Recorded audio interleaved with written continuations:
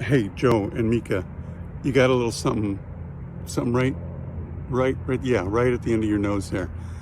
Yeah, I think it's a little bit of shit from Trump's ass. Joe and I went to Mar-a-Mardo to meet personally with President-elect Trump. It was the first time we have seen him in 7 years. So for those who didn't know or may not remember, one of the reasons we ended up with Donald Trump as president, as much as anything, is because of Joe Scarborough. In 2015, when Trump started running for president, he and Joe Scarborough and Mika, they got along okay, and he was on their show all the time. In fact, if you remember, for about 5 minutes, Donald Trump was having a little bit of a tiff with Fox News and boycotted them.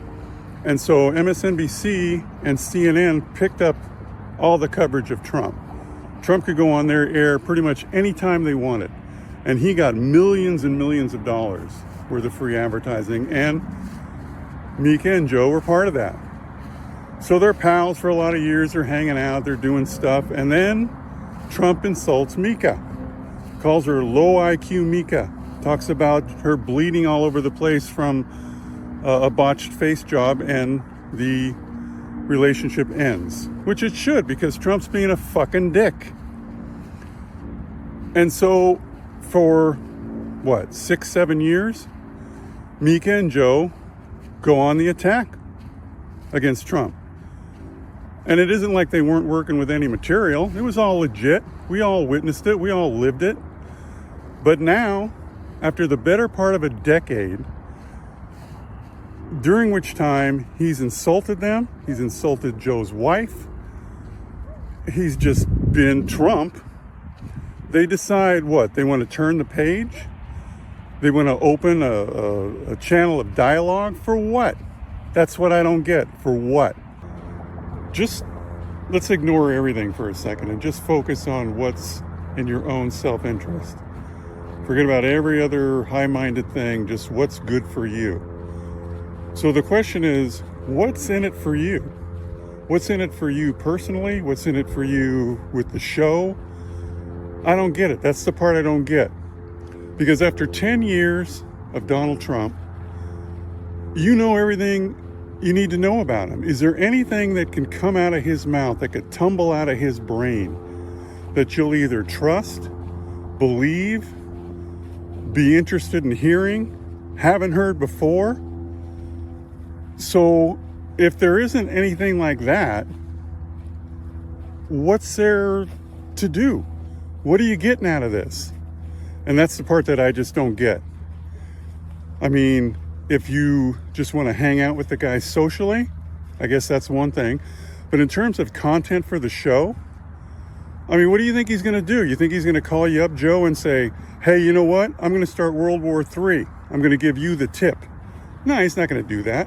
There's nothing that he can do. There's nothing that he can say that you're going to trust, that you're going to consider reliable. I mean, unless you just completely throw out any kind of journalistic ethics at all. And that isn't even speculation. You know that from your own experience. So what's in it for you? That's the part I don't get. And so I guess we'll see how the rest of the journalist world responds to this. I have a pretty good idea that they're just going to kind of, quietly criticize them, but to their face, just kind of go along, because that's what it's become. It's just become access journalism, and that's what this is. Joe and Mika have become access journalists. They want access to Donald Trump for their own purposes. Like I said before, though, I don't know what that purpose is. And I don't even know if they know what the purpose is. They just know that to not be in the loop is worse than being in the loop. Even if being in the loop means that they're duplicitous and shallow and everything that, this kind of action has shown them to be. So that's where we are for now.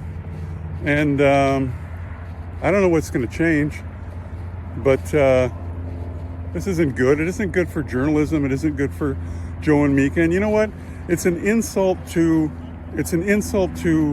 their audience, because Joe and Mika, Donald Trump is laughing at you. Donald Trump is laughing at you right now. He's saying, look at them. They came down to Mar-a-Lago and kissed the ring.